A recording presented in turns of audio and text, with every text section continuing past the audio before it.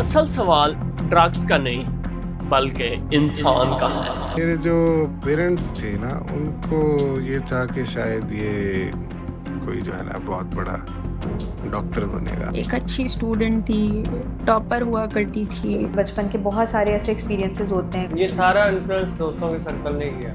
Curiosity से ज्यादा आप समझ लीजिए कि आपके गिरदो नवा के जो लोग हैं वो आप में ये चीज पैदा कर देते हैं। Well to be very honest, मैंने कभी इस तरीके से नहीं सोचा था कि मुझे इस चीज को परस्यू करना पड़ जाएगा। ये तो इंसान की फितरत है कि हर वो चीज जिससे उसे रोका जाए उसका दिल करता है कि इसी में खो जाया जाए। दुनिया खत्म नहीं, ऐसे लगता है कि दुनिया तो आबाद हो गई है। मेरे घर वालों को पहले से पता था कि ये कुछ तो कर रहा है। वो फ्रेंड है या फैमिली मेम्बर है, उसको कॉन्फिडेंस में लें, उसको इस चीज़ के बारे में सपोर्ट करें। इंसानों को कोई भी मशवरा दे दिया जाए मगर फिर भी इंसान जो है ना वो पत्थर चाटे बगैर वापस आता नहीं है। Instead of hiding it from everyone, किसी क्लोज्ड वन को बताऊं। Just get out of this thing. This is a shithole. That's it.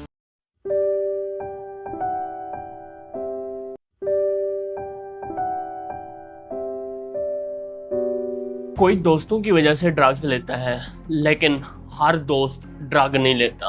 आखिर वो शख्स क्यों?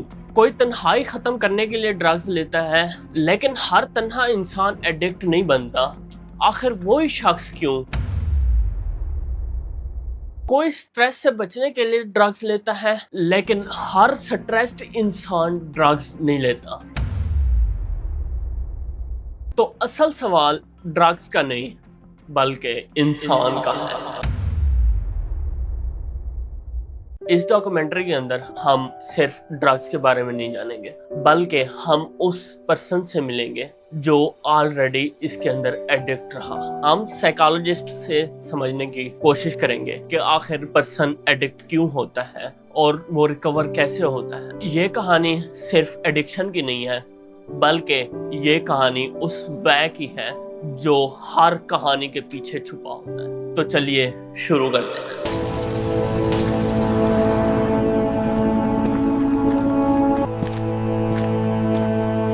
हम अक्सर किसी इंसान को उसकी एडिक्शन से जानते हैं, लेकिन क्या आपको पता है कि वो एडिक्शन से पहले कौन था?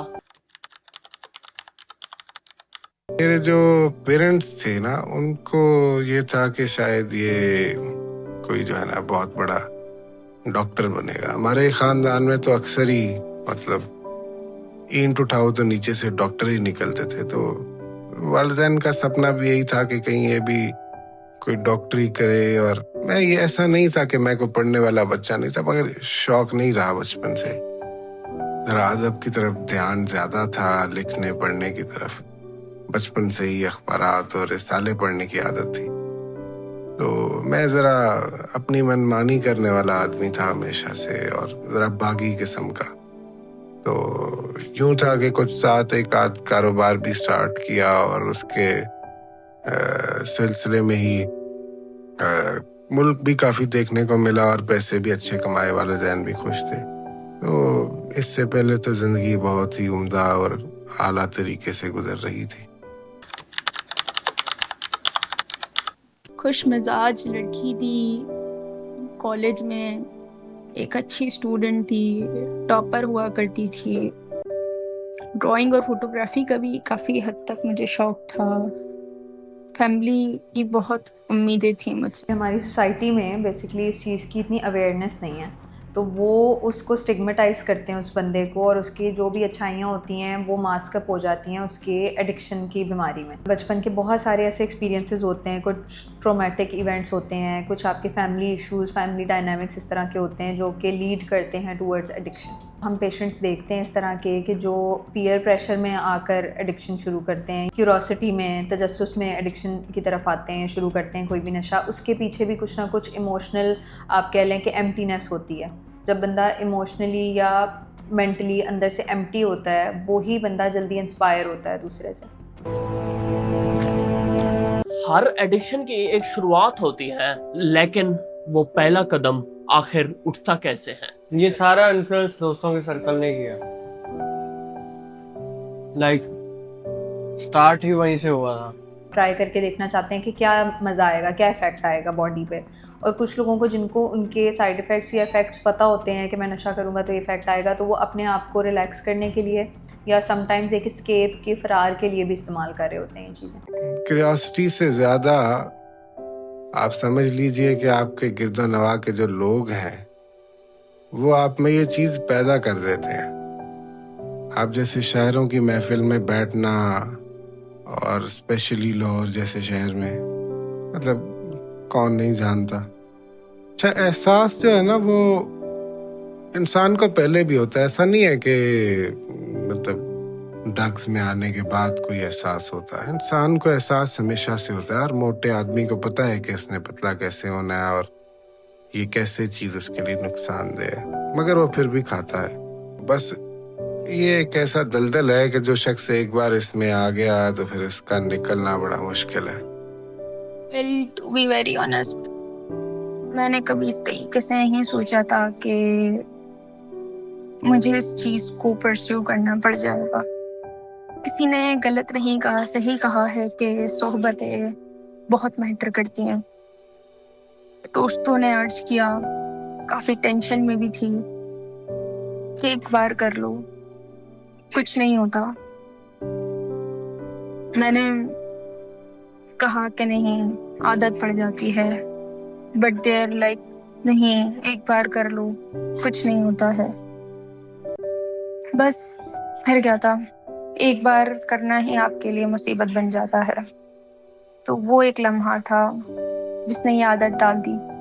समटाइम्स क्या होता है कि कुछ लोगों को इतना ज़्यादा इस चीज़ के बारे में इल्म नहीं होता। फ्रेंड्स ने इंस्पायर किया, फ्रेंड्स ने मुझे प्रेशराइज़ किया, तो मैं ये चीज़ करना शुरू हो गया। हमारे पास वैसे मोस्टली जो केसेस आते हैं ऑनेस्टली स्पीकिंग वो आउट ऑफ पीयर प्रेशर वाले आते हैं, जो फ्रेंड्स के साथ शुरू हुए।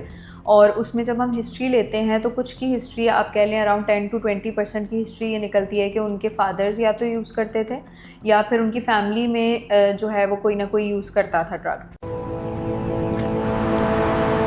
अगर उन्हें पता था कि ड्रग नुकसानदेह है तो उन्होंने अपने आप को रोका क्यों नहीं? मुझे पता था नुकसान दे रही है, बहुत सोचा कि इसको छोड़ दूं, बट जब भी लेती थी सुकून मिलता था। नशा बनता गया और फिर बढ़ता गया। बहुत सोचा छोड़ देंगे। बाद में सोचा कि नहीं, ये पहली और आखिरी गलती थी, इसके बाद इस तरीके से कुछ नहीं होगा। बट अनफॉर्चुनेटली आदत तो आदत होती है, एक बार गंदी आदत पड़ जाए तो छोड़ना बहुत मुश्किल हो जाता है। ये तो इंसान की फितरत है कि हर वो चीज़ जिससे उसे रोका जाए उसका दिल करता है कि इसी में खो जाया जाए। तो पता तो पहले भी था मुझे कहीं ना कहीं, मगर उस सुरूर के लिए तो फिर इंसान कहता है कि इतना तो किया जाए ना। उसी चक्कर में बस फिर दलदल में इंसान फंस जाता है।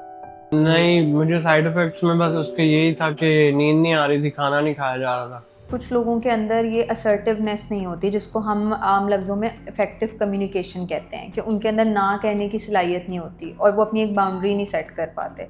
एक बहुत लेमैन वैसे टर्म है कि आप जो है ना वो अगर खुराक अच्छी रखें तो शायद वो नशा आपको इतना इफेक्ट ना करे, लेकिन रियलिटी में ऐसा नहीं होता। ऐसा हम नहीं कह सकते कि अगर डाइट अच्छी है तो उसके साइड इफ़ेक्ट्स नशे के नहीं होंगे, बॉडी पे इफ़ेक्ट्स हो रहे होते हैं उसके। 50% रोल होता है विल पावर का और 50% ही स्किल पावर का होता है। जितना इंसान अपने इरादा करता है उतना ही उसको कुछ हुनर सीखने की भी ज़रूरत होती है कि वो कैसे इस चीज़ से फाइट करेगा। हर सफर के अंदर एक ऐसा लम्हा भी आता है कि इंसान को लगता है कि अब सब कुछ खत्म हो गया है। एक बार वो प्लेस फील किया जिसके बाद मैंने डिसाइड किया था कि अब मुझे बस अब that's it, that's rock bottom it. अच्छा, ये एक बड़ी दिलचस्प बात है कि दुनिया खत्म नहीं, ऐसे लगता है कि दुनिया तो आबाद हो गई है। हकीकत पूछिए, मगर ये तो इंसान की अपनी ऑब्जर्वेशन अपने आप के बारे में ही होती है, तो इसको हम कोई दुरुस्त ऑब्जर्वेशन तो नहीं कह सकते। मगर यकीनन जो इंसान के जिस्म में जो केमिकल रिलीज होते हैं वो इंसान को प्लेजर तो देते हैं।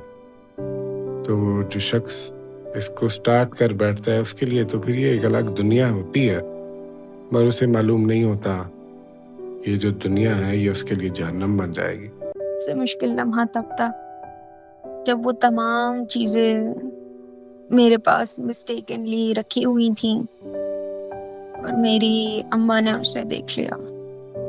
शी वॉज लाइक, ये तुमने क्या किया? तुमने मेरा नाम खराब कर दिया, मेरी तरबियत ऐसी थी, एटसेट्रा एटसेट्रा। इस तरीके की बातें मुझे कहीं। उस वक्त मुझे ऐसा लगा कि जैसे मेरे पैरों के नीचे से जमीन निकल गई।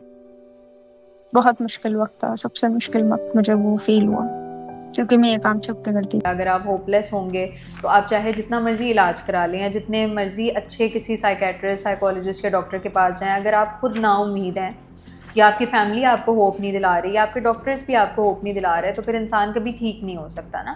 तो समटाइम्स होप ही कह लें कि इंसान को ठीक करने में हेल्प आउट करती है बहुत ज़्यादा, और वो रिकवरी का एक क्रूशल पार्ट है, एक मेन पार्ट है। रिकवरी के दौरान ये होता है कि समटाइम्स जब हम मेडिकेशन भी ले रहे होते हैं और कुछ इस तरह की चीज़ें जो आपको आपके साइकेट्रिस्ट ने, साइकोलॉजिस्ट ने गाइड की होती हैं, तो उसमें आपका ब्रेन जो डैमेज हुआ होता है एडिक्शन से, एडिक्शन की वजह से, उसके दोबारा से कह लें रीवायरिंग हो रही होती है, वो दोबारा बेहतरी की तरफ आ रहा होता है। But it's a very slow process. किसी भी किस्म का ड्रग यूज़ कर रहे होते हैं तो साइकोलॉजिकल इश्यूज़ बहुत से हो सकते हैं हमें ना, हम वल्नरेबल होते हैं उन साइकोलॉजिकल इश्यूज़ के लिए। जैसे आपने अभी डिप्रेशन, एंजाइटी का नाम लिया, इसी तरह और भी बहुत सारे डिसऑर्डर्स हैं, बाइपोलर है, शिज़ोफ्रेनिया है, ये भी कन्वर्ट हो जाते हैं आफ्टर एडिक्शन, आपके अंदर ये आ सकते हैं। और प्लस अगर किसी को ऑलरेडी एंजाइटी या डिप्रेशन है या कोई थोड़ा बहुत भी साइकोलॉजिकल मसला है, तो एडिक्शन उसको एग्रीवेट करेगा और ज़्यादा बढ़ावा देगा। तो इंसान सोच रहा होता है कि मैं इस चीज़ से कवर अप कर लूँगा, नशा करके अपने एंजाइटी को या डिप्रेशन को ख़त्म कर लूँगा, but on the other hand वो ज़्यादा उस चीज़ को ख़राब कर रहा होता है। आखिर ऐसा क्या हुआ कि आपने दोबारा जीने का फैसला किया? मेरे घर वालों को पहले से पता था कि ये कुछ तो कर रहा है। आइस का भी पता था, एक दो जगहों से बाहर से पता चला कि आपका बेटा आइस करता है। जब मेरी वर्स्ट कंडीशन हो गई, जब मेरे हाथों से चीज़ें बाहर हो गई, मैंने फिर खुद बात की कि मुझे हेल्प चाहिए, I need help, I need proper medical help. ये मैं खुद करना चाह रहा था, क्योंकि everyone need help at some point. मुझे खुद लगा कि आई नीड हेल्प नाउ। जब मुझे खुद लगा तो मैंने खुद घर वालों से बात की और फिर मैं यहाँ तक पहुँचा। रिकवरी जो है वो शायद एक पॉइंट ऑफ लाइफ में आके मुझे ये फील हुआ कि शायद मैं बहुत आगे आ चुका हूँ और अब मेरे लिए वापस जाना बजाते खुद अपनी सेल्फ एफर्ट के ऊपर बड़ा मुश्किल काम है। तो फिर कुछ दोस्त ऐसे मिले कि जिन्होंने मुझे बड़ा सपोर्ट किया और मतलब आप समझ लीजिए कि उन्होंने अपनी ज़िंदगी का बहुत अहम वक्त मेरे ऊपर गुजारा, मुझे काउंसिल करने की कोशिश की। मैं उनका भी शुक्रगुजार हूँ। तो उन्होंने मुझे समझ लीजिए कि डूबते के लिए एक तिनके का सहारा था। वो एक ऐसे डूबते शख्स के लिए तो तिनका भी आप समझ लीजिए कि किसी कश्ती से कम नहीं होता। तो अच्छे दोस्त कुछ मिले तो उन्होंने मुझे जो है यहाँ से निकालने की बहुत कोशिश की, और फिर अब मैं इसी रास्ते पे जब गामजन हुआ तो मुझे दारे मिल गए जैसे ये था। तो इन्होंने फिर काफ़ी हेल्प की कि मैं इस चीज़ से कहीं ना कहीं निकल सकूं। अपनी माँ को रोता हुआ नहीं देख सकती थी, वो बहुत परेशान रहती थी। मेरी बहन ने मुझे मोटिवेट किया, you have to take a positive step for it. नहीं, दोनों चीज़ें बहुत डिफरेंट हैं। पहले की life was only revolving around drugs and only about getting drugs, only about sitting with friends who do drugs, और ये रिवॉल्व करता था हमेशा। बट अभी मैं कोई ड्रग नहीं कर रहा, I'm ड्रग फ्री। मेरा डिटॉक्सिफिकेशन पीरियड भी पूरा हो गया है और काफ़ी हेल्पफुल रहा है ये जर्नी सारी। अब मैं क्लीन हूँ। मैं खुद अब रिकवरी के फेज में हूँ तो बड़ा मुश्किल लगता है। कभी कभार यूँ महसूस होता है कि यहाँ से ये बेड़ियों को तोड़कर निकल जाया जाए और किसी दूर अफ्तादा जंगल में जिंदगी गुजारी जाए, मगर ये एक हकीकत पसंदाना बात नहीं है। तो अब कोशिश तो यही है कि अब इसी सिस्टम में रहकर कुछ नया करने की कोशिश की जाए और अपने आप को बेहतर किया जाए।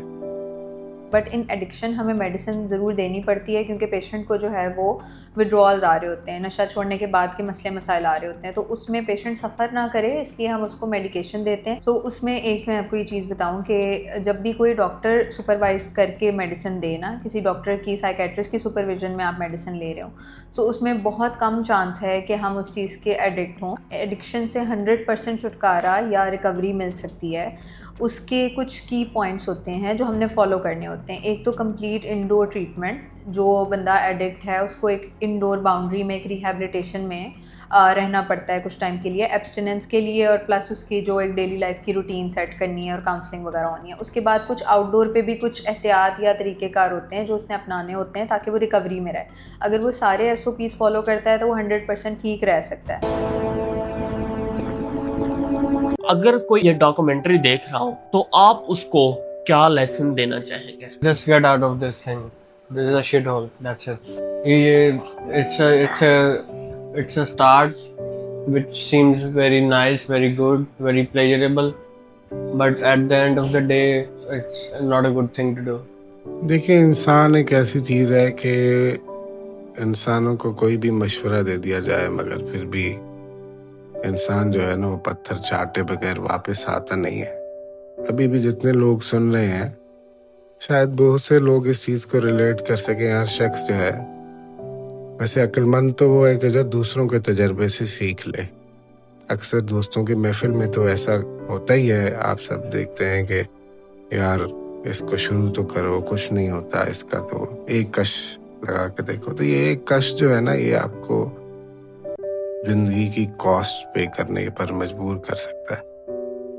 तो ये कुछ ऐसा है कि इंसान बड़ी अजीबोगरीब चीज़ है कि दूसरों के तजर्बे से सीखना लोगों को बड़ा मुश्किल लगता है, जब तक अपना नुकसान ना कर लिया जाए और खुद बर्बादी के इस जंगल से ना निकल जाया जाए।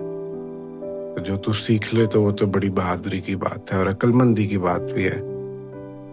और जो चंद मुझ जैसे बेवकूफ़ हैं वो तो फिर अपनी ज़िंदगी गवा बैठते हैं।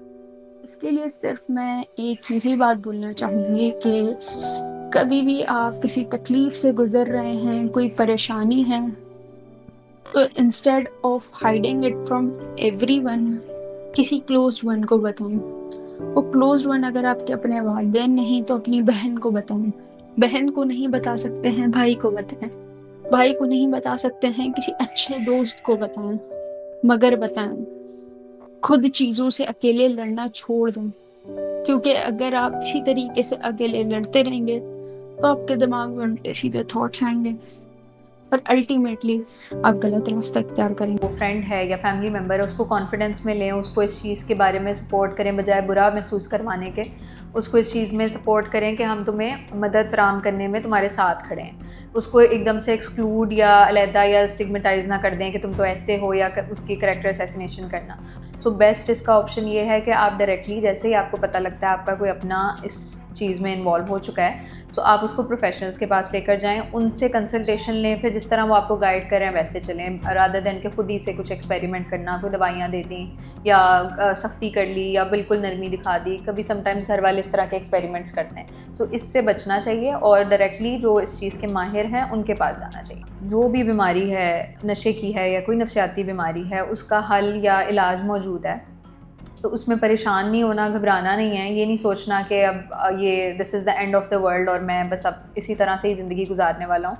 नाउम्मीद नहीं होना, और उसमें अपने जो भी आपके डॉक्टर्स हैं या साइकोलॉजिस्ट या साइकेट्रिस्ट हैं उनसे रब्ता करें, उनसे मदद हासिल करें। और मदद बहुत ज़्यादा, अब तो अवेयरनेस है और मदद मौजूद भी है। सो इस चीज़ में बिल्कुल कतराएं ना या शेम और गिल्ट ना महसूस करें, और इसमें फ़ौरी अपने डॉक्टर से रब्ता करें। हम अक्सर एडिक्शन को देखते हैं, लेकिन हम उस इंसान को नहीं देखते कि जो पहले सपने देखता था। आज हमने ये नहीं देखा कि इंसान ड्रग्स यूज क्यों करता है। आज हमने ये देखा कि आखिर इंसान उस तक पहुंचता कैसे है और वापस कैसे आता है। शायद सवाल ये नहीं होना चाहिए कि इंसान एडिक्ट क्यों है, बल्कि वह क्यों होता है। Thank you.